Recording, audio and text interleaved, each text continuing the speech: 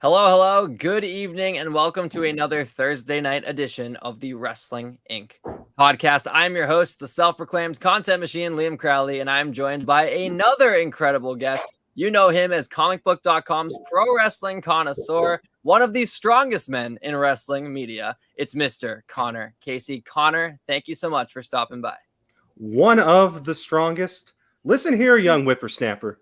I will reach through that screen and show you my benchmarks if I have to. Give me Chris Van Vliet. Give me Sean Rossap. Don't give me Dave because he actually does bodybuilding, but give me all of them, and I will out-squat them with the greatest of ease. I love it. Liam. Yeah, great to see you, Connor, as well. Connor is someone we've never met face-to-face. This is our first time on this stream here. But hey, we've been in each other's mentions for what feels like months. We both share a lot of similar interests, obviously pro wrestling, but I thought Connor was picture perfect for this Thursday night edition of the podcast because we also talk some entertainment news. As anyone who tunes in to the Thursday night editions of the Wrestling Inc. podcast knows, we split things down the middle. We go inside the ropes and we talk all things WWE, AEW, sometimes Ring of Honor, sometimes New Japan. But then in the back half of this show, we're going to go all things Hollywood. And this week we are spotlighting one of the biggest shows going, even though it's been on hiatus for 3 years. What I would argue is Netflix's poster show. Stranger Things Season 4 dropped an incredible trailer, and we're going to break it all down later on. But first, we're going to talk some wrestling. And before we get into the headlines, Connor, I want to ask some personal questions when it comes to you and the Grapples. How did you first get involved with pro wrestling? Obviously, it's your full-time job now, but everyone starts as a fan. What was that first experience like? First experience as a fan or first experience writing? Oh, give me both. I got to hear both. So first experience as a fan, I didn't really grow up with wrestling. It wasn't a thing my family was into. I actually had a next door neighbor who was a big wrestling fan during the Attitude Era. But he invited me over for a sleepover one night and just happened to have ordered the 2003 Royal Rumble. And we just watched it that night. And I was just blown away by all of it. For those who don't remember, that's the Steiner Triple H match. That's Brock Lesnar winning the Rumble for the first time. That's Undertaker coming back from an injury. He's still in full, big evil mode. It's all leading up to WrestleMania 19. And I was just so blown away by the pageantry and kind of the larger than life characters. I didn't know that I had missed the golden era of the Attitude Era. Like, I didn't know who Steve Austin or The Rock really were. And I didn't really start watching in earnest until about a year later because I didn't know what time it was on. I didn't know what channel or what. And I just randomly scrolling one night. This was back when it was still on Thursdays with SmackDown. Scrolling through, and it was right after Eddie Guerrero had finally won the WWE title. And that was what hooked me. Was honestly, it wasn't Raw because Raw was always on too late here Central Time. So that thing is getting, back then it was just on later. Mm-hmm. So it was like, you had to deal with that because you always had school in the morning. But so SmackDown is where I got hooked. I got hooked on Eddie Guerrero being champion, Kurt being a prick, JBL just being the absolute worst, John Cena being this Eminem, caricature. And that was what hooked me. And then as I got older, I lived through, Cena's kind of reign of terror, as it were. And it was about 2007, 2008 when I found out what online wrestling news was like. I stumbled onto websites like PW Insider, Pro Wrestling Torch's daily podcast, Wrestling Inc., and was like, oh, there's like actual people reporting about this. They're talking about this. And at the time I'm thinking, hey, I want to be a journalist, but I didn't know what I wanted to write about. And then it wasn't, and I would always keep up with like the backstage stuff because that stuff was interesting. And the rare interviews that were happening were interesting. But it wasn't until I was in college, this is 2011, 2012, that the big outlets like ESPN and CBS were actually hiring people to write about this stuff full time, like they were covering a TV show or a sport. And I thought, wow, so there is actual like career opportunities for this. I went to school at Mizzou, did the whole journalism thing. They never really presented that as like a viable career option, but I'm like, you know what? I'll keep this in my back pocket. So when I wound up at places like Sporting News and they're all saying, well, we're trying to grow this wrestling side. Do you know anything about that? I'm like, well, as a matter of fact, been watching this for a while now. So then that led to, so I worked at Sporting News as an intern and then went back a bit later to help with that. I was at a small newspaper in Ohio. They had a wrestling promotion there, helped cover that. And then I learned under Ryan Satin when he was running Pro Wrestling Sheet. I actually just ran into him in Dallas a couple weeks ago, right before the guy decides to get engaged. Didn't tell me. And then when I was trying to get out of the print world just because I kind of saw where the writing on the wall with that one. And of all things, I found the job posting I have now on Twitter because they were looking for an entertainment writer who specialized in wrestling. And I'm like, well, I just so happen to know a thing or two. So that was kind of how I felt. And then like the job I have here changed about 3 times until it was what it is now. So I kind of fell ass backwards into this whole thing, but it's been a blast. Yeah, the rest is history, as they say. Well, it's really cool to hear just your journey over the past decade of just growing within the pro wrestling sphere. And you said something too. You said you ran into Ryan Satin at WrestleMania weekend. You were obviously there on behalf of Comic Book. We had Graham Matthews, who represented Bleacher Report. He was on the podcast last week. He told me all about his fun weekend. I got to know, what was Connor Casey's WrestleMania experience like? Oof, that was a long weekend, but it was fun. So I love that WWE kind of took up what AEW was doing with the press conferences and realized, hey, if we do actual dedicated media days, we're going to get a lot more people writing about this stuff leading up to and after the show.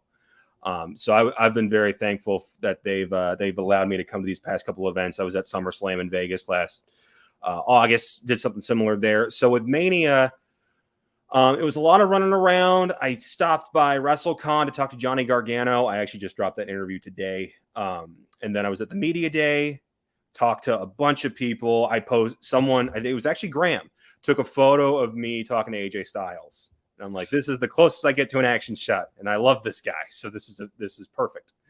After that, I was hopping in and out of because WrestleCon was close. Then Conrad Thompson had a thing where Jeff Hardy and Jeff Jarrett and Bischoff spoke.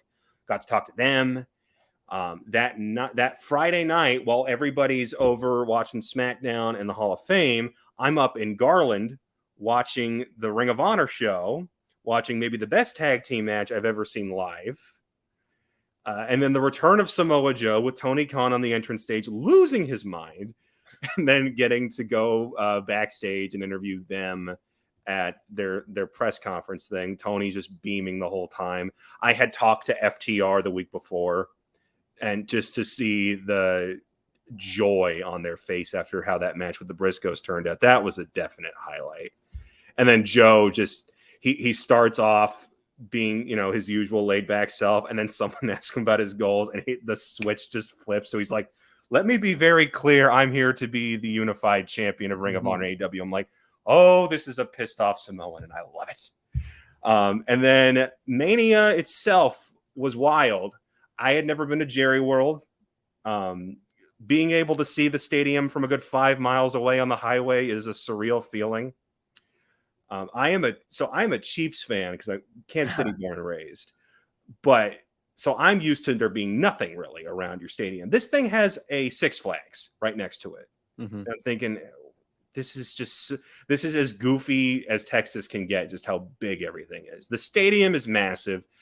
They give us full catering both nights. I will say this, definitely the low light of the weekend is trying to get out of there both nights because it's past midnight. And I'm thinking, you know what? If I wait, traffic won't be bad. The Ubers won't be bad. Well over $100 each night to try and get back to my hotel. That was that was the one downside. I see there's a fan down in the comments who's a Chiefs fan. Hell yeah, Anthony. Oh yeah, Anthony Y. Go Chiefs. As for the show itself, it was a first for a few things. I was anticipating the Cody surprise. I loved how it turned out. I was blown away by the fact that the presentation was virtually unchanged. I had talked to Cody for the Go Big show about 2 weeks before he left. And I distinctly remember him ending the interview after the cameras had stopped rolling with, hey, I hope we get to talk longer next time. And as when that news broke in February, I was like, this SOB knew exactly what he was going to do and didn't tell me. I loved seeing him return, getting to talk to him the next day at the little press conference he did. He just felt so refreshed, and kind of there was a sense of relief and excitement. And when you talk to wrestlers that are passionate about what they do and passionate about the art form of it, that really shines through, and it makes for some of the best interviews. So that was fun. Triple H coming out, Taker coming out. I got to see Steve Austin's last match ever. Couldn't have told me that was ever going to happen. And I remember when he gets suplexed on the metal floor, I'm just thinking he saw what Sting was doing on Dynamite and just said, I can do this. I'm like, you crazy Texas bastard. Night one definitely outshined night two. Bianca, I thought, was the star of the weekend in a lot of different ways for kind of her delivery. And then I felt like the main event of the whole thing kind of sucked the oxygen out of the room. It was very much matter of fact, spear and it's done. And everyone's kind of looking around like, is that it? Is that all there is? Because I don't know if you saw, but a certain Dwayne The Rock Johnson's mom and wife were in the building and were spotted on camera. And I'm asking around, I'm like, hey, they're here. Should I be ready for something? And they're like, you might need me. And then nothing. And I'm like, well, then what was the point of all that? So, and then there's talk of like maybe Roman hurt his shoulder. Maybe he didn't. That was the only real downside of the weekend for what was otherwise such an awesome, unforgettable experience. Like, that's a bucket list thing, was for me to go to Mania and, see it live. Yeah, that's something really cool to hearing all the different experiences, and kind of a perfect segue into our first news story of the evening, because you talk about such a great weekend with that main event kind of letting the oxygen out. That's a lot. This is a segue and a half right here, Lane. Oh yeah, I pinpointed it in the brain, and I knew we were gonna roll with it. AEW Dynamite this past week, just yesterday, ended with Samoa Joe capturing the Ring of Honor Television Championship off Minoru Suzuki, and then the lights went out. And the lights came back on, and there was no pop that we're used to when an Aleister Black shows up, when a Buddy Murphy shows up. It was Satnam Singh, former basketball player, Indian standout, absolute giant, debuted in the closing moments of AEW Dynamite, taking out Samoa Joe and aligning himself with Jay Lethal and Sanjay Dutt. According to the Wrestling Observer, this move was designed to build the AEW brand in India itself. And it has a lot to do with that massive Warner Media and Discovery merger. We're seeing those ripple effects happening right now on the DC universe. It's also happening with AEW as well. This story is something that's going to develop, and we're going to feel the effects for years and years to come. As of right now, in India, AEW programming airs on Eurosport India. It's a Discovery-owned channel, and it was a deal that President Tony Khan reportedly made based on the AEW merger, not the AEW merger, the Warner Media and Discovery merger going on. So my question for you, Connor, with this top news to kick things off, how would you have booked this differently? I saw your tweet. You mentioned that the lights out spot kind of usually indicates something big, and sure, it was something big in a literal sense, but it wasn't the indie darling that we're used to showing up when the lights come back on. How would you have presented Satnam Singh's debut differently to maybe win over the fans a little bit more? So there's two things you needed to do. One, change the order of the night. Switch this match with the tag title match at the end of the night, because the moment off my brain of FTR holding up the two belts, looking at Jurassic Express while there's Red Dragon on the entrance ramp trying to get their attention is a hell of a final moment to go off on a show on. Plus, those are your titles. This is not the Ring of Honor. There's no Ring of Honor affiliation to this. So, as much as I love the matchup of Joe versus Suzuki, that could have opened the show or opened the second hour, as opposed to that being the thing that closes the night. Number two, don't kill the lights. Just have him hit the ring. He's a giant. That visual alone is incredible. And then have him lay out Joe as that trio.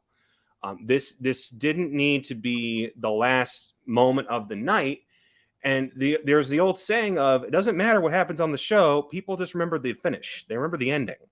So if you're going to have it go out on that kind of note, that's why people are soured on what was otherwise a really good Dynamite. if you just shuffle things around a little bit and then stop doing the light gimmick, because I feel like that needs to be saved for the big surprises. Sometimes people just do that for a surprise run-in when they're trying to attack somebody. And when you think about all of the big free agents that are out there right now, your Cesaros, your Wyndhams, so many Ring of Honor talent. I thought Gresham might have shown up, given that we knew he was going to be a Battle of the Belts this weekend.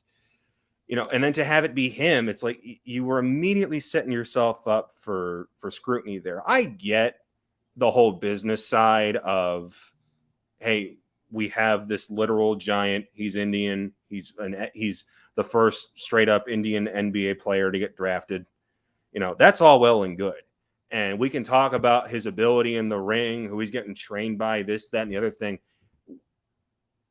All you had to do was alter the presentation slightly, and this gets received a lot better. I completely agree. You literally stole the words out of my mouth when it came to how we would reorder the show, because I don't think this should even have main evented. Sure, it's Samoa Joe versus Minoru Suzuki. On paper, this is an absolute dream match, barn burner, and I thought it was a pretty good match. It only went about 10 minutes, but by comparison, I enjoyed the tag match way more. And that's not to say that Joe and Suzuki didn't put on a great show. I think they did, but it felt more like a nice bridge in the middle rather than your main event. And especially when you have the AEW World Tag Team titles on the line on the same show, tag titles that they're trying to elevate to a main event scene. They've yet to main event a pay-per-view, but way back at those early rallies at the pools and everything, and in Jacksonville, the Young Bucks often said, we want tag team wrestling to be on par with the main event. And when you have it happen in the middle of the show and a Ring of Honor mid-card title, not even the Ring of Honor world title, a Ring of Honor mid-card title being elevated above, it is kind of weird. And like you said, I think they just set themselves up for failure with the lights out spot. That used to be reserved for the spooky dudes back in the day. The Undertakers, the Canes, the Aleister Black when he debuted at AEW as Malachi and all that. Which I think was the best way they ever did it, because if you recall earlier that show, the lights went out and nothing happened, and you thought, oh, there's technical issues. It's a small stadium, small arena. Think nothing of it. Then when it happened again, you went, oh my God. Because we didn't know he had the 30-day contract as opposed to the 90. But you mentioned, the tag titles and elevating. I love Jungle Boy and Luchasaurus, but if you look at like the hierarchy right now, they're maybe the fourth most important team in the company. FTR is the hottest they've ever been. They just had a match with the Bucks. Everyone's kind of sitting around waiting for Red Dragon to just win the titles. Everyone loves Proud and Powerful, and they're doing their thing with Eddie right now. And then it's Jungle Boy and Luchasaurus. Yet they're the ones with the gold right now. So we're all kind of looking at them like, okay, when are you dropping this to one of the bigger teams? Yeah, and also, too, when we talk about title defenses having meaning behind them, to me, Darby Allin became a star, not overnight. It took weeks and weeks, but having him defend the TNT title in the main event of Dynamite every single week, he felt like a big deal. And if I agree, Luchasaurus and Jungle Boy, they do feel behind our Red Dragons, our Young Bucks, even our Proud and Powerfuls, giving them big-time title defenses in the main event of Dynamite and not even making a grand deal out of it. They just, it makes sense. They main event the show because they're one of the top tag teams. Actually, they are the top tag team because they have the gold.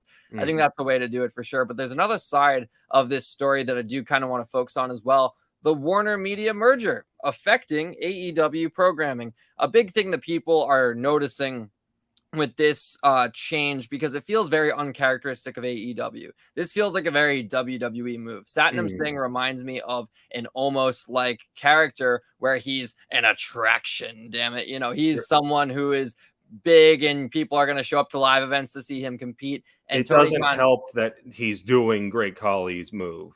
Yes. That everybody kind of hated already. Yeah. Like you're already not helping your case. Exactly. And so him debuting and this being a direct byproduct of the Warner Media merger and trying to appeal a little bit to India, I think it makes sense in the long term. Obviously, we saw it happen in 2017 when Vince put the strap on Jinder Mahal because he wanted to expand into that country that has 1 billion people. But beyond this market, AEW trying to break into India, could you see any other stuff going on with AEW's product altering to maybe fit a Warner Media Discovery agenda? I don't see it affecting TV the way that people might be fearing. I don't think we get the Jinder Mahal situation which, by the way, Jinder Mahal is as Canadian as Bret Hart from the same town. No one brings that up. That always drives me nuts. It's like, you're from Calgary. What I'm more focused on with the Warner Media Discovery deal is where does that put them in terms of their next television contract? Because they talked a bit about, Discovery's been like, we're not going to be shooting out a lot of money. We're trying to restructure some things, mistakes that were being made when Warner was under AT&T. And then also the matter of your streaming deal. Everybody's looking at them right now and going, okay, you're in bed with Warner. When's the HBO Max deal coming out? When is that going to be your version of WWE with Peacock? And I have to imagine that this merger with Discovery has at least slowed down the process. My guess is that whatever pitches Tony has been making, whatever conversation they've been having with Warner, those have been slowed down by this. And everyone's looking around going, we don't know exactly what this merger is going to look like in 6 months. So we kind of have to just sit and wait, even if you are giving us these consistently great ratings on Wednesdays. I don't think they're in any sort of danger of getting kicked off of TBS or TNT. Live programming has such a premium on it that they're not going to get rid of something that is consistently popping up in the top 5 on a Wednesday night. You can talk about whatever they're going to do with Rampage, and I see that moving at some point. No one wants that time slot they're on, but I don't think it's going to go so far as certain people getting pushed over others because we need to make Discovery happy. That's not going to happen. Yeah. And I think this was very much we needed to introduce Satnam Singh somehow. This gets us a foothold into a different market, but it's not like people in India aren't going to look at other AEW stars, even if they don't look like them, and not cheer them. John Cena was cheered over in India. One of my favorite wrestlers is Keith Lee. He does not look like me, but I still love him. So I don't think you need suddenly that there's going to be 10 wrestlers from the Middle East showing up to try and help get their footholds into those markets. That's just not going to happen. So I think the panic that people are setting off because they're like, oh, is this like when Time Warner, with the AOL deal back in 2001, is that what this is going to turn into? No, those were different circumstances. So basically what I'm saying is everybody calm down a little bit. It does seem like it's more of not a one-time occurrence, because obviously Satnam Singh is going to be in storylines moving forward, but it does seem like a one-off in the sense that it's not really going to affect the way AEW is run as a whole. Anthony Y bringing up a very good comment here. Well, Tony Khan did say he has a huge announcement next week, maybe a streaming deal. Connor, aligning with what you're saying about, discussion. Could be somehow the video game is coming out in September. We've seen no trailer, so could be that. Could be that, and we're going to be talking about that AEW console game in just a little bit. But first, we're going to hop back over to the other company, WWE. They have a pay-per-view coming up in the United Kingdom this September, and it looks like they're going to sell out probably one of their... How many stadium shows are they running this year? 6, 7? Give or take, yeah. We got Vegas, we got Nashville, we got the UK. We'll be back in Saudi Arabia eventually. So many stadium shows going on across the year for WWE. And if pre-sale registrations are to be believed, it looks like this is going to be a big crowd. More than 59,000 fans have already pre-registered for tickets for the premium live event in Cardiff, Wales, and WWE has officially set a new company record for any event with that number, including WrestleMania. That's according to Alex McCarthy of TalkSport. The typical capacity at Principality Stadium over in Wales is around 75,000. Now, Connor, I want to ask you, when it comes to WWE running stadium shows, I remember being overjoyed at that first Saudi Arabia deal because I was like, oh man, the greatest Royal Rumble. You poor fool. I know, right? Poor fool. When I heard the greatest Royal Rumble and I was, freshman in high school and in college, I was just like, make me feel older, Liam. Jeez. 2 Royal Rumbles a year. Come on. There's going to be 50 superstars. That's going to be so stupendous. And the fact that it was going to be in a giant stadium. And now, personally, I realize the appeal of WrestleMania is that it's the one stadium show a year, or that it used to be. And it's kind of gotten watered down over the years. We've obviously run basically 2 Saudi events every single year, excluding the pandemic year. We had that giant live event, Super Showdown in Australia, which had some big moments, but largely felt outside of WWE canon. No one really remembers that Triple H Undertaker match, and they probably want you to forget it as well. But we're seeing SummerSlam being run in stadiums now. Money in the Bank is going to be at a stadium, and now we're going to the UK for an event that doesn't have a name just yet, making me feel like it's going to be more aligned with the Australia and Saudi events. But at the same time, you'd be hard pressed to find a better wrestling crowd than a UK crowd. So my long-winded question to you, Connor, do you see this being more like a WrestleMania or more like a crown jewel? I see this more as a Mania, simply because this is their first time running a UK pay-per-view legitimately. Like, we're not talking insurrection, and I think they recognize that, look, if we're going to fill a stadium, we got to have matches that people actually want to see. This can't be crown jewel where sometimes it's treated as non-canon. Sometimes I wish it was non-canon. I think they'll find ways to get excitement going. And it's not like it's 2 weeks after SummerSlam. It's a whole month. So they have a chance to actually build up some matchups as opposed to just running back the card we just saw when it's here in Nashville. I'm pointing because the stadium's right over there. No, I think they'll lean more on this being a major event as opposed to this being hey, we got to fill up a stadium, we threw out a couple of classic names, to get people's attention, and off you go. I think they'll try and find some stuff that appeals to the UK. I have talked with Drew McIntyre about this several times because he has been the strongest proponent for getting them over in the UK again, and that guy wants Tyson Fury. Mm-hmm. Now, that match does feel a bit crown jewel-ish, but at least it's in his native country as opposed to, thousands of miles away. And we're just saying, hey, we got it. We got the heavyweight boxing champion in here. Even though neither man is Welsh, I think they'll all still spot for him. I don't think this is a show, not to get ahead of you, but I don't think this is a show that they're going to load up with NXT UK talent. I think they're just simply going to try and put on the best card they possibly can with maybe and they have at least one star who is from the UK that they can legitimately put at the top of the card and say, no, this makes sense. It's not like the Buddy Murphy in Australia situation. Mm-hmm. It's, Drew is a 2-time former world champion and by all accounts is next up for Roman. Mm-hmm. So there you go. Or Mansoor in Saudi Arabia. He always he always gets his marquee matchup there. And yeah, I agree. I think Drew McIntyre is the man to headline this card. And I think you put him against Roman. And I don't really see him coming out on top. He doesn't feel like the guy that should topple Roman, at least at this point. And, things could change in the next couple months. It's just so hard to say because it's still not clear what the world title is now. Does he have... Mm-hmm. He's unified, but can someone turn around and say, no, I just want the WWE title? Like, could Cody do that? Because that's the only thing he's really talking about. Mm-hmm. He has no elite. He is his character. He really shouldn't care about the Universal Championship. It's relatively new. And that's not the title that was taken away from his father. It's the one on Roman's other shoulder he should care about.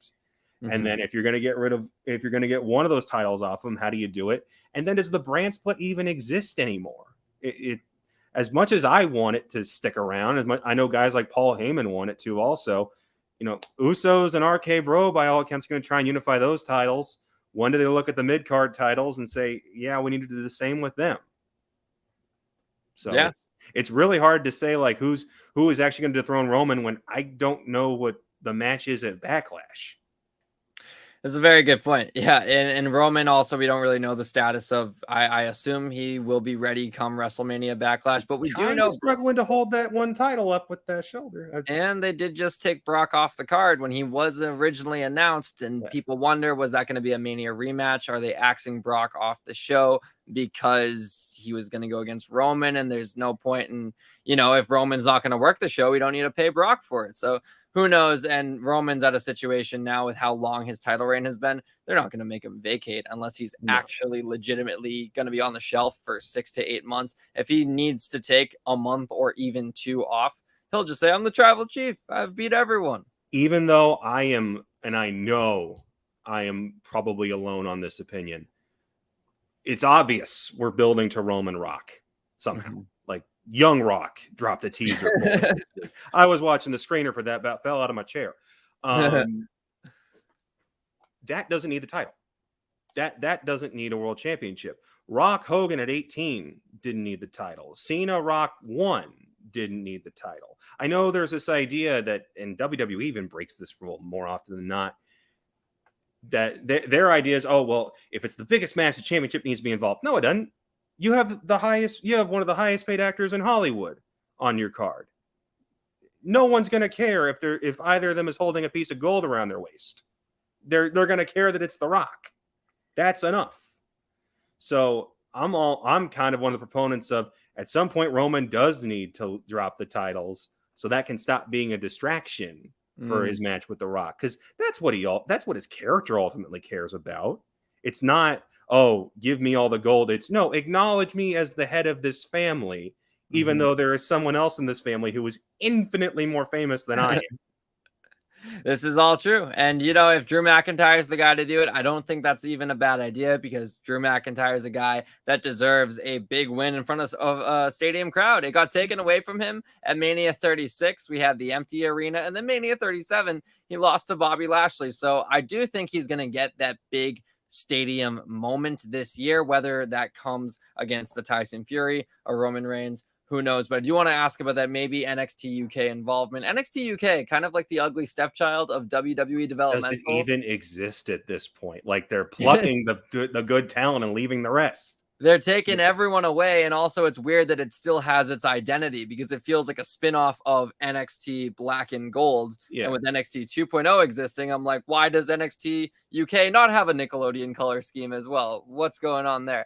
But at the same time, you mentioned it earlier, Buddy Murphy got that giant championship match in Australia and got one of the biggest pops of the night. This is a guy that obviously back then in 2018, especially, he was not at the level to be on Raw and have his music hit and, 16,000 people go crazy. But when he's in his home country, people know who Buddy Murphy is. I remember when Noam Dar debuted on a UK Raw or something. This is a guy that would get no reaction in the United States. Everyone in the UK knows Noam Dar from Progress and ICW and all that.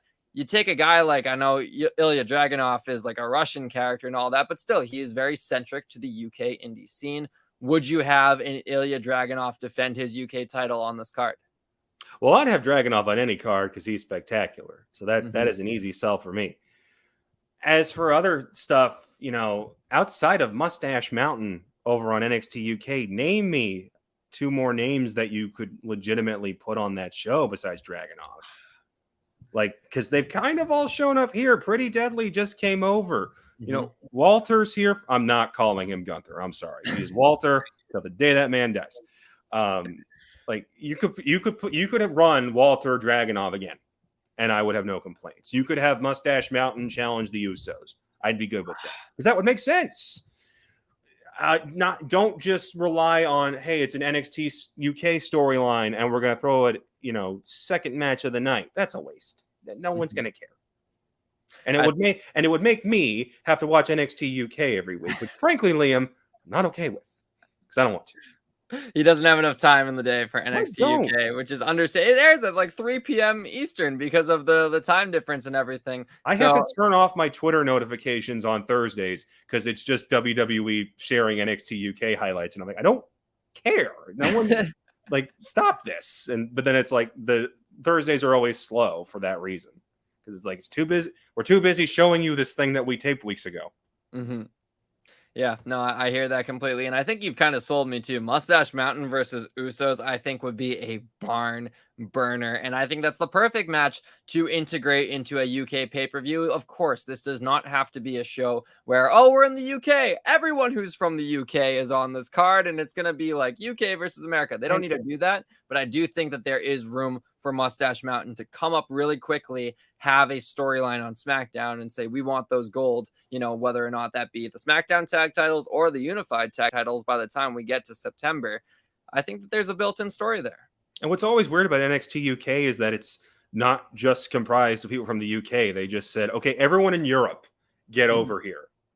and you have an Austrian holding their title for longer than Roman has held his, and you just said, yeah, it's the UK championship. It's like dudes from Austria and wrestled primarily in Germany.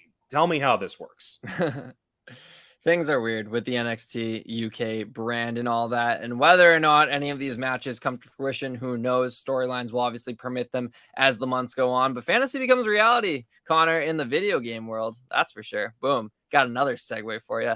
AEW's console video game. We have kind of a development going on. Fightful, who are very rarely wrong, say that internal talk is that AEW's console game is going to arrive in September, along with that UK pay-per-view. Looks like September is going to be a good month for us pro wrestling fans. It should be worth noting that this is not set in stone whatsoever, but September is a date that's being discussed internally among developers at AEW. This game is being developed by UKE. If you're a wrestling video game fan, you know that name. They worked on so many of the 2Ks, the WWF SmackDown games, and one of my personal favorites, WWE 12. I know it's so random, but some of the storylines that they did with that's the one with Orton on the cover? Yes, sir. That was my last one before I fell off in college.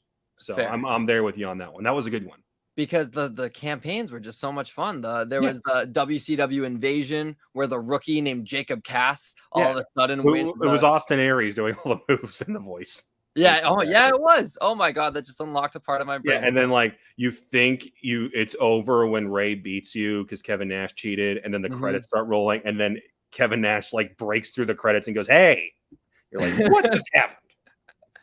It was pretty special. And hey, we're gonna get some story modes here in this AEW video game. Thank God. WWE drags their feet on that nowadays. That always frustrates me. I missed a good story,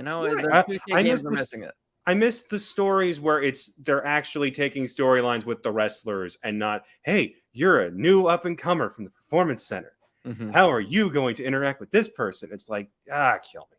And the showcases were fun too. It's cool to see go back through someone's career, but we already know how those play out. I like to have the unique storyline stuff we've never done before. That's going to happen in this AEW video game. And my first question for you, Connor, regarding this story, we talked about it earlier, possibly Tony Khan's huge announcement coming next week on Dynamite. Is it related to streaming? Is it related to Warner Media, Discovery, or is this an official announcement that the AEW console game, I hate calling it that, it's got to have a name, AEW 22, AEW, it couldn't be a 2K. Well, it'd be 23 technically, but yeah, it would. That's that weird naming convention. I blame 2K. Madden actually. Madden did it first. That's right. But AEW's console game, could this be Tony Khan's major announcement that gets revealed on Wednesday? And if so, do we get a trailer with it? I feel like it'd be more likely, instead of it being the announcement, it's the it's the announcement and we have a publisher, because that's still what we haven't gotten yet. We've had the developer, and we've known about that since late 2020. We knew about Gata got announced then, but we never had a publisher. And I've just kind of been staring at WB Games, and I'm like, so it's you guys, right? Because you're owned by Warner. It makes the most sense for it to be you. It's not going to be EA. It's not obviously not going to be 2K. And you're so ingrained with this one media company right now, and they have a games division. Do it. It makes the most sense. But we haven't gotten the publisher announcement yet. I mean, we might get a title if this is the game, if that is what the announcement is. If it is the game, I think we get a title, who is publishing it, and a tentative release date. Because if you notice from the report, it just says this is what the internal release date has been for a while. And as of when they wrote it, that's what it was. But if you know anything about game development, if you've ever been a Nintendo fan, you know that release dates tend to get pushed back pretty easily. I'm keeping my fingers crossed God of War Ragnarok comes out this year. I am not confident about that fact. I was heartbroken, I was disappointed, but not surprised when Breath of the Wild 2 got delayed. Because even though that game was shown 3 years ago, we still are nowhere closer, I think, to actually getting it. I think they'll give a tentative fall release date, if that. I don't know if we get so much as a couple of clips. I don't think we get a full-on trailer. If they were smart, they would try to get that into whatever winds up replacing E3, because I know that's not happening anymore. But and someone in the comments just said it could be a Ring of Honor TV deal. It might be. I asked Tony, hey, do you have any update on what the actual future of Ring of Honor is at Supercard? He didn't have one. He couldn't tell me, is TV still happening? When's the next event? All that good stuff. I had nothing, which makes me think he was saving it for something. And if it's that, it's fine. I think that if it is the game, awesome, but I'm not holding my breath necessarily. And there's still a lot we need to know about it first. Mm-hmm. I got a lot to branch off with what you said. First off, that Ring of Honor TV deal, Ring of Honor updates, I don't know where they're going to come and when they're going to come and what it's going to mean. They need to just be press releases. You don't need to hype up. It's a big announcement. It's like, I mean, that's becoming the running joke is they're overdoing that. Right. My thing with Ring of Honor, though, is something I just kind of got hooked on earlier this week for whatever reason. Man, do I miss NXT Black and Gold? Man, do I miss a good traditional takeover? If we're going to have Double or Nothing on a Sunday, or if we're going to have All Out on a Sunday, Revolution on a Sunday, give us some Ring of Honor takeovers on a Saturday. Obviously, don't call them Ring of Honor takeover. I mean, they're not using the name anymore. Yeah, and technically, I mean, I don't know how trademarks fully work, but if you put a little space between that, Ring of Honor Ring of Honor Overthrow or something. Ring of Honor Hostile Invasion or something like that. I don't know. Boom. Tony Khan, my DMs are open. But hey, I think the idea of having weekends surrounding these AEW pay-per-views, because they are quarterly, they already feel like a big deal because they happen so rarely. It makes TV every week feel that much more consequential. And even sometimes these Battle of the Belts events feeling a little bit bigger than they actually are when they're first announced. I think a Ring of Honor takeover style event every Saturday before an AEW pay-per-view airs could be something that works. That only works for a couple of shows because they can't run Sundays for at least Full Gear because Tony will never run AEW up against the NFL. Which makes a lot of sense. Yeah, so who knows? Maybe we get a Friday interferes with Rampage. So who knows? Either way, I think it's something that could be worth noting going forward. But on your AEW video game note, something I thought of that realizing now the schedule's kind of aligned perfectly. Adam Cole's getting his AEW world title shot tomorrow, time of this podcast, on Rampage. We expect him to likely lose and Hangman to go on to defend against CM Punk. And internally, I've been hearing whispers, I'm no insider, but I keep my ear to the ground in terms of the wrestling news, obviously. I've been hearing about Adam Cole versus Kenny Omega at Double or Nothing. And we know the cleaner is overdue for a return. And maybe we get a segment on Dynamite where Tony Khan comes out to make an announcement. Adam Cole interrupts and says, I'm the biggest star in the company. Tell him I'm on the cover. And then Kenny, the man who is so behind this video game, he comes out. He does. I don't know if you remember this. It's a very specific reference. But back when CM Punk was on the cover of WWE 13 and John Laurinaitis came out, and he revealed the cover, and it was a fake Laurinaitis, and then CM Punk's cover, and it rained down from the rafters. Redo that with Adam Cole, and then have Kenny Omega return and be like, I'm actually on the cover, because he's the only cover star I can think of that makes perfect sense for the first game. And then that branches off their feud. I love that idea. I don't know if they go with a straight up one cover star or if they try to do, if you recall, like the SmackDown versus Raw, like 07, 08, like it was a group of people. It wasn't just one person. Like Triple H would be like front and center, but there's Tori, John, Batista, and I can't remember who the fourth one was. That was like my first favorite wrestling game, oddly enough. I love the idea. My thing is, I always felt like February was way too generous for a Kenny return when you learn just how beat up that guy was. Like he had to get at least 3 different kinds of surgeries to recover. And then you got to think of all the months it takes to recover from that. It really felt like him, when he was saying, I think I underestimated how long recovery time would be and start talking about, I missed certain appointments. I'm like, no, I think you really are beat up and need to heal. I think that match honestly is more suited for All Out, just timeline wise. I would love it for the cover to somehow get involved, but I also think there's just enough with the whole Elite versus Bullet Club versus whatever we're going to wind up calling Adam Cole's group. They still haven't done that yet.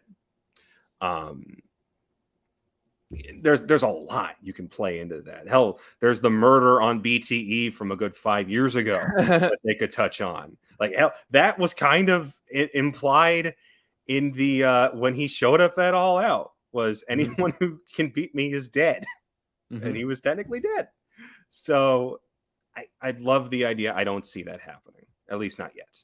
That's fair. I feel like Kenny is someone that, as you've mentioned too, I'm yearning for his comeback because I just miss him on weekly TV. It's giving me a lot of Seth Rollins 2015 vibes, 2016. When Rollins got hurt, I didn't realize how much I appreciated having him on Raw every week until he was gone. And when he showed up, I believe it was after Extreme Rules when Roman had defeated AJ for the second time, either Extreme Rules or Payback, one of the two. And he came back with the gray and black gear. I was overjoyed. So I'm just looking forward to seeing Kenny back. And if there's any way to insert him into storylines, I'm always going to take it. But back to the video game real quick before we move on to some entertainment headlines. Sure. Any matches you're looking to play here? Because we obviously know AEW's roster is very fruitful right now. They're probably going to add in, I'd be shocked if we don't have Punk and Danielson in this game. I would be shocked if they're not also included on the cover, because I agree. I think Kenny Omega is your cover star, your centerpiece, but this has to be sold to the mainstream public. And, you need the Bucks, you need Britt Baker, you need Punk, Danielson, Moxley,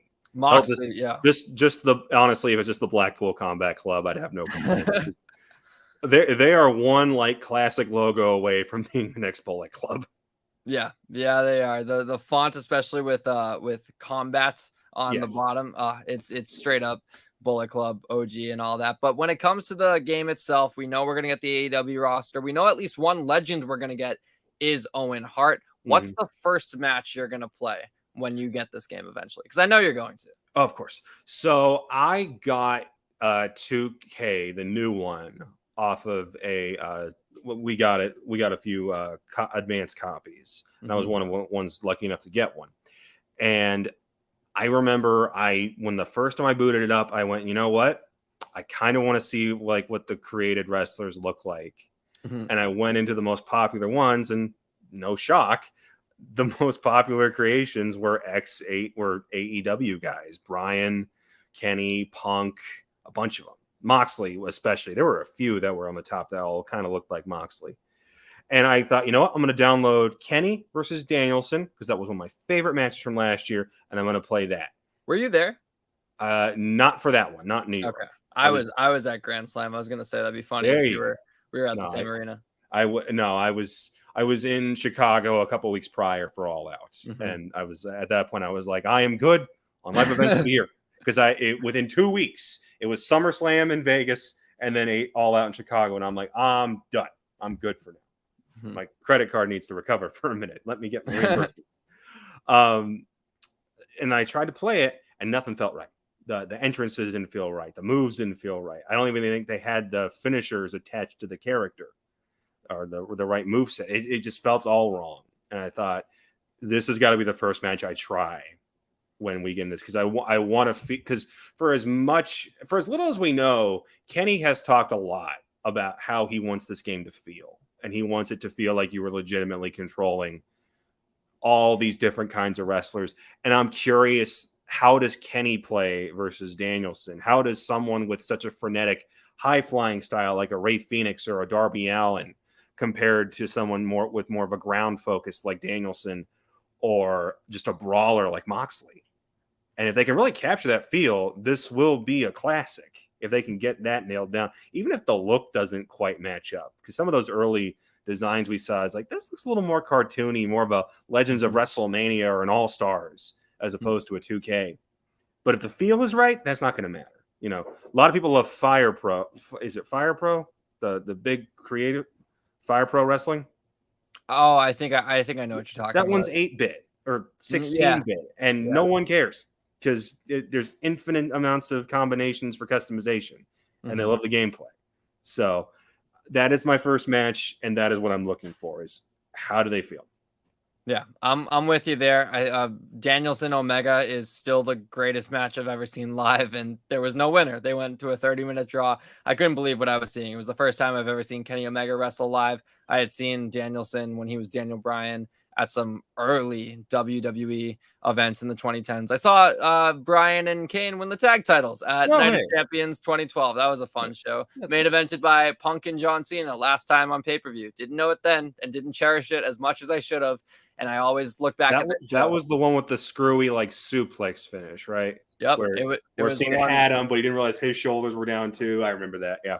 It was the one when Punk showed up to Boston in Yankee pinstripes, and I was like, this dude is a genius. I love it. But when it comes to me and what I'm going to play, I'm hoping for some of AEW's unique match types, because obviously there are the standard ones that all wrestling games will have, our steel cages, our falls count anywheres, but AEW's got, blood and guts, even though NXT also has war games and all that. That's yet, to my knowledge, to be translated into a wrestling game. And I haven't seen it on it. I haven't seen it on the 2K options. I'm not sure. Yeah, and I think that's also due to the fact of the limitations with how many characters you can have in at once. You'll notice when you'll play Royal Rumbles, at least previous years for me, you can only ever have 6 guys in the ring at once. So if AEW can somehow master getting 10. Plus, there's the whole mess of it's 2 rings, which is difficult. Yeah. That I imagine from a programming standpoint, that one's got to be a mess. But yeah, you're right. They've got a lot of different matches. I want to see a coffin match. Your lights out unsanctioned. Like, let's get nuts with like what kind of weapons you can use, and can you get in the crowd on the entrance stage and all that good stuff. Let's get some glass boards in. Let's get some GCW chants, and let's be able to shatter. Oh my God, just have a Nick Gage mode where Nick Gage comes out, and suddenly it's a death match, and there's light tubes and. Let's just straight up, let's go all crazy with this. I think the weapons possibilities are endless. The roster possibilities are endless.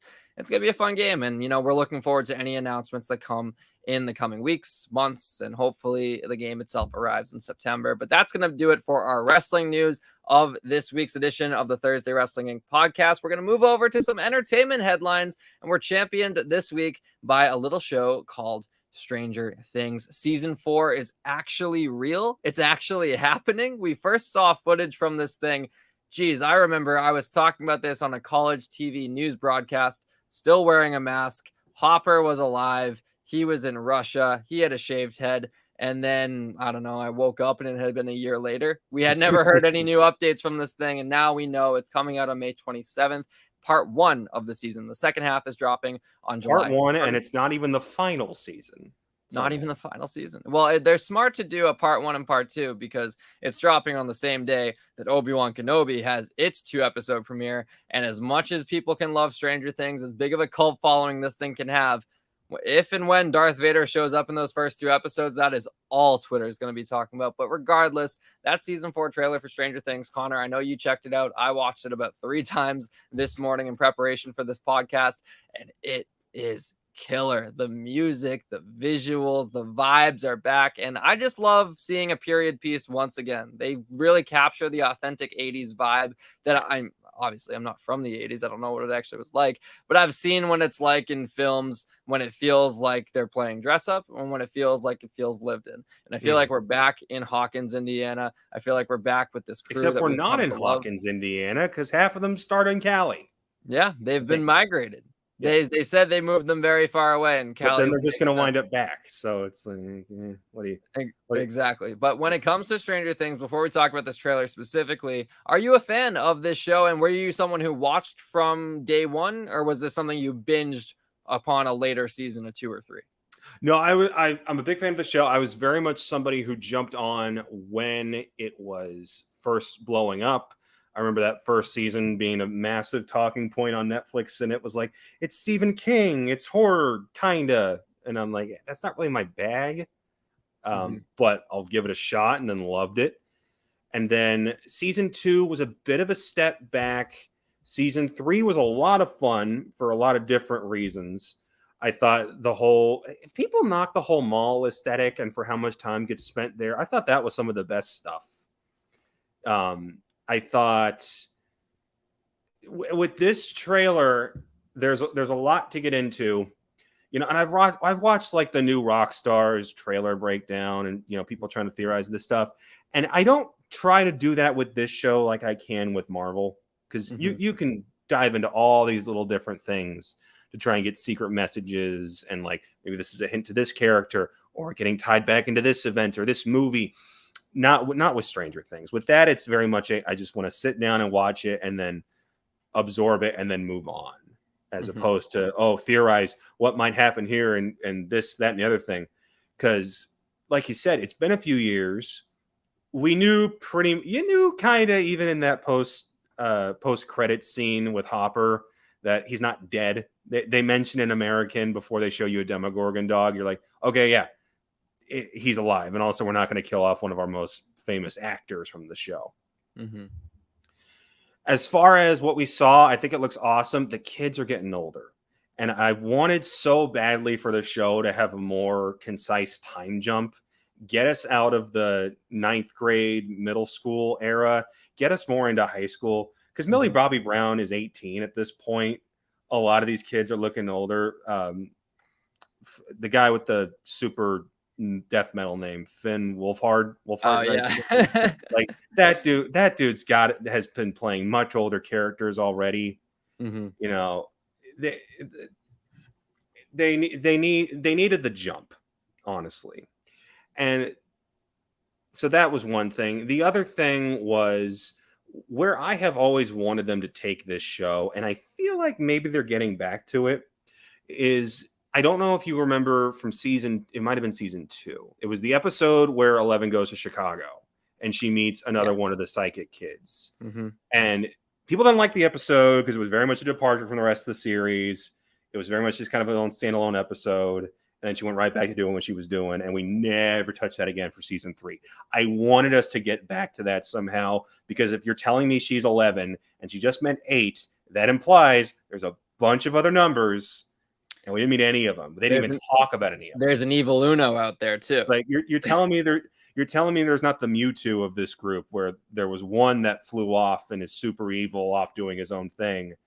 And I always just pictured, like, what if one, whoever he is or she is, and is just walking around and suddenly detects 11's power and goes, I thought they stopped making these after I killed everybody.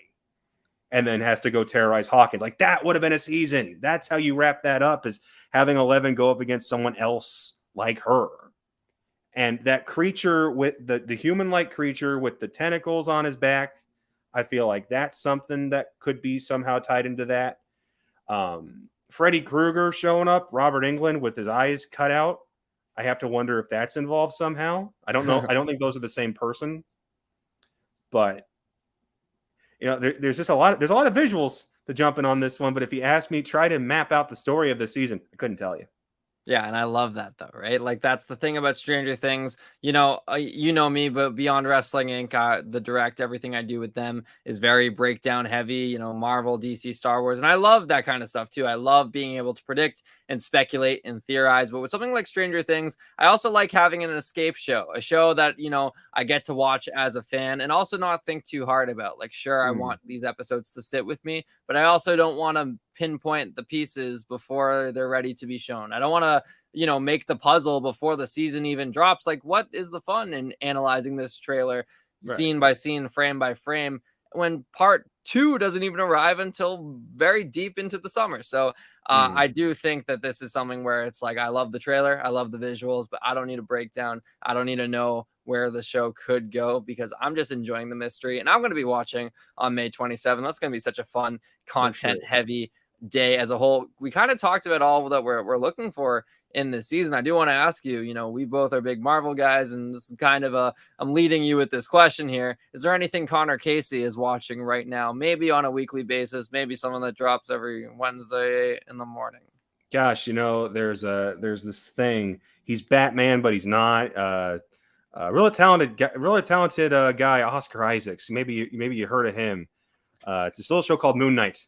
And it is just excellent right now. Honestly, I made this claim on Comic Book Nation last week. Cheap plug for the podcast I frequent on sometimes, but I made this claim there, and I sticking with it even after episode 3. I think from a structural standpoint, this is the best show Marvel has made for Disney Plus, because with every other show, they have been trying to bait you with either a big character reveal, a big connection to something else in Marvel that either has or hasn't yet been introduced. With WandaVision, is the big thing was, is it Mephisto? Who is actually behind this big thing, going down with the simulation and the TV stuff? When you find out it's just Wanda, there is no Mephisto, and the villain is just one of these side characters that everyone kind of was like, her name's a little too close to Agatha Harkness. Let's figure this out. With Falcon and Winter Soldier, Madripoor shows up, and you're thinking, okay, hey, there's the bar that Patch owns. Who's Patch? Freaking Wolverine. Are we going to see mutants? Who's the power broker? It winds up being a character we already know, and with a motivation that doesn't quite match up. With Loki, we kept thinking, okay, who is actually behind everything that's happening here? Is it that Emperor Loki that showed up in the trailers that never actually showed up? When it revealed as Kang, it was the one show that actually delivered on that bait. And some people even didn't like that. I loved it, and I think those people are wrong. So, and then What If? I'm sitting around waiting for a good show to happen, and it did. There was like one or two good episodes, and when they all came together, I was like, they spoiled this in a car commercial like 2 weeks before they all came together. I don't know if you saw that, but it was on my Instagram feed. Spoiled that. And then with Hawkeye, it was, okay, there's a lot of hints to Kingpin. Are we getting Kingpin? Yes, we're getting Kingpin. Is it the Kingpin you want? Kinda. And maybe he's dead. Better not be, or I'm going to be mad. But like I said, all these shows are trying to bait you to keep watching to see if other characters and other MCU connections are going to show up. There's barely any connections to the wider MCU world with this one going on. Heck, I remember last night when they're talking about the Egyptian gods not wanting to interfere with humans, and I'm thinking, okay, the Eternals just told us that the Earth is an egg. What were they doing with that? Nothing. They weren't going to touch it. Of course they weren't going to. This show could be completely separated by itself, and we never see Moon Knight affiliate with any of the other Avengers. And if it's his own standalone story, I'm fine with that. I'd love to see Oscar Isaac mess around with a bunch of the Avengers in future movies. But I love that this show is so confident in its material that it's going to want to stand by itself. And that's why I'm so over the moon about this show. It was like a sales pitch that I didn't need, because I'm also enjoying this show too, but you painted a very nice picture in terms of this show is accomplishing stuff that the other shows, I don't know if they were seeking to accomplish, but they were also doing something completely different. All those other shows were very reactionary to not just the Infinity Saga, but Avengers Endgame specifically, like WandaVision, direct ramifications of what went down. Which watches so differently. If you go back and watch Endgame now and then realize, wow, everything she did with WandaVision is like 2 weeks later. Yeah. That ending is so different if you watch it back now. She's hopping in the car and she's going straight to Westview, and then it's going. Like, I have some stuff to work out, and then she doesn't. It just gets worse.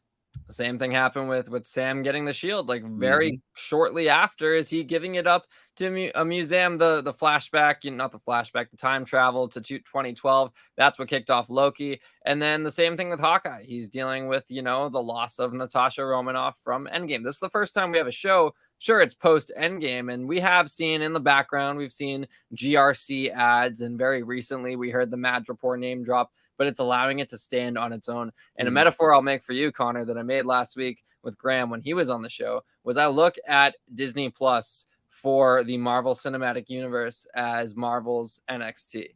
And like, this is the safe way to test out characters like a Moon Knight that who knows if this thing could serve well as a theatrical release, because it is a more obscure character. Sure, you have the talent like Oscar Isaac and Ethan Hawke to get people to buy tickets, but it's a lot more guaranteed to be like, oh, it's on that streaming service I already have. Let me check out episode 1, which is only 40 minutes. Not going to take up much of my day. Oh man, I'm hooked. I like this character. And if you didn't like it, you still paid your $7. Disney didn't lose any money on it. In fact, they made a profit, and you didn't even intend to pay them specifically for that show. And for that reason, if and when these characters succeed and they do well with audiences, that's when you give them the call up to the main roster and you put them in the movies and all that. We're seeing it right now with Falcon Winter Soldier. Sam Wilson, obviously a big supporting player in the Captain America franchise. He gets his own solo show. He shows out as a main event player. And after the fact, did we get the announcement that Captain America 4 was in development? They didn't say beforehand. Yeah. It was, let's see how this show plays out. Oh, audiences are reacting well to Anthony Mackie. Now let's do Captain America 4. and it's a movie. Like, I love what they're doing with Disney Plus. Like I said, MCU NXT, I'm all for it. It is very much like NXT. It's also like the comics themselves with smaller characters. Oftentimes, you're not getting monthly issues with dedicated runs that can go on ad infinitum. It's, hey, you get this 6-issue miniseries, or you get this 12-issue maxi series where we have to see if this writer clicks with this particular character and gets enough attention. So when Tom King writes a classic with Vision, it's Marvel's way of going, oh, we can put this guy in other titles. Now, obviously, he got picked up for Batman instead. But you see what I mean? It's the minor, smaller characters where certain creative minds have a particular story they want to tell, as opposed to, hey, it's Batman and here's whatever 3-parter he's a part of, or big 12-part event that he's getting involved with. It's dipping their toe in and seeing legitimate interest in the character. And we've seen some characters take off in that way. I still don't know how this translates to the movies. The first run of Phase 4 really didn't indicate that, but I feel like that could change as quickly as Doctor Strange. It could very well change very quickly. We don't really know how Moon Knight could factor into the greater MCU, but I'm sure we're going to have a pretty good indication come the finale. Before we wrap up this whole podcast, though, we're at the halfway point through Moon Knight. We've gone through 3 episodes. What are you most looking to get out of the back half of this season? Just more fantastic performances from Oscar Isaac and Ethan Hawke. Those guys are chewing up every scene they are in. I loved, and this reminded me of the old Christopher Reeve scene from the first Superman, where he's able to be, he takes off the glasses when he's in Lois's apartment, and his posture immediately changes. And then when he decides to go back, he shrinks back down and puts the glasses back on. You're like, wow, he's good at that. Oscar Isaac pulled off something similar where the camera didn't change at all from the jump to Mark to Steven. All he had to do was slightly change his posture and change the voice, and his facial features kind of changed a bit too with it. The camera didn't move, and you're like, crap, that's good acting. I want to see more of that. I know they've already hinted Jake's here. Like, another personality is popping up into this. And I love the idea of every 2 episodes, another personality gets to kind of be in control. And I'm not waiting for some big character to show up. I'm not waiting for Doctor Strange to get involved. I don't care if Ethan Hawke winds up being one of the classic villains from Moon Knight's Rogues Gallery. Heck, I don't care if he shows up, wind up being Dracula, and he's knocking on his door saying, "Where's my money?" Random meme for people that follow Moon Knight. I don't care if Layla becomes, Red Scarab, or if any of the other small characters pop up. I'm just enjoying the story. So just keep that rolling. Yeah, I'm right there with you. It's inspired by the comics, not directly adapted by the comics. And that's something that's been really cool. I'm right there with you in terms of what I'm looking for in the back half. Let's just wrap up this series, this storyline, and not have the need to tie it into the greater MCU. Not to say I would be opposed to that. I would love to see some greater MCU connections, but that's what the post-credit scenes are for. Let's focus on spotlight on Mark Spector. And everyone's like Khonshu's thing where he's turning back the sky to see what it looked like 2,000 years ago. And everyone's like, does this mean they just travel back in time 2,000 years? And if so, what does that mean for Eternals, Thanos, and everything else? I'm like, guys, I don't think this is going to matter at all. So calm down. Yeah, don't worry about it. Just enjoy it. It's a good standalone story in this greater universe, but it's in its kind of own pocket world for now. Connor Casey, thank you so much for joining me on the Thursday night edition of the Wrestling Inc. podcast. For people who are looking to find you on socials, I know it's at Connor Casey CB, if I'm not mistaken. That is correct. Connor Casey CB. Help a brother get to 2,000 followers. I'm floating at right around 1,900 right now. So help a guy out. You can find all of my work over at comicbook.com. I specialize, obviously, in the wrestling section. You can also see me reviewing a comic a time or two. I usually help out with their weekly comic book lineup. I pop up on their weekly podcast, Comic Book Nation, which is available on Twitch, all podcast service, and now Paramount Plus. I'm there whenever a big wrestling story or a big wrestling show is coming up. So I was just on it, obviously talking about WrestleMania and all the good stuff that came from that. You follow me on Instagram, Connor Casey CB. And if you follow me on Twitter, I'm usually dropping interviews I'm doing, big stories I've written up, and my usual thoughts on whatever the hell's happening on Raw and Dynamite. You can probably guess which show I enjoy more. Well, that's great to hear. You're obviously a very busy man and plenty of content to give the people if they're looking to consume more wrestling related stuff or more comic related stuff. That's really cool to hear. For me personally, you can find me on all socials. Pretty simple, at Liam T. Crowley, spelt just like it is down below. To support my Wrestling Inc. work, I run the Wrestling Inc. TikTok account. So at Wrestling Inc. on TikTok, daily wrestling news updates. We also post clips of the Wrestling Inc. Daily over there, hosted by the wonderful Nick Hausman. And then outside of the world of pro wrestling, if you want to support the direct podcast, we drop new episodes every single Wednesday where we talk what you just got in the last 5 minutes of this podcast. Just extend it out for about 90 minutes. Moon Knight in general, Marvel Cinematic Universe, Star Wars, DC, all those fantastic universes that you love. Whole lot of content coming out from myself, from Connor, from everyone in this space. But for all of us at Wrestling Inc., thank you so much for tuning in. We'll see you next Thursday. Tune in tomorrow for the SmackDown review right on this feed with a completely different panel. We'll see you next time. Later.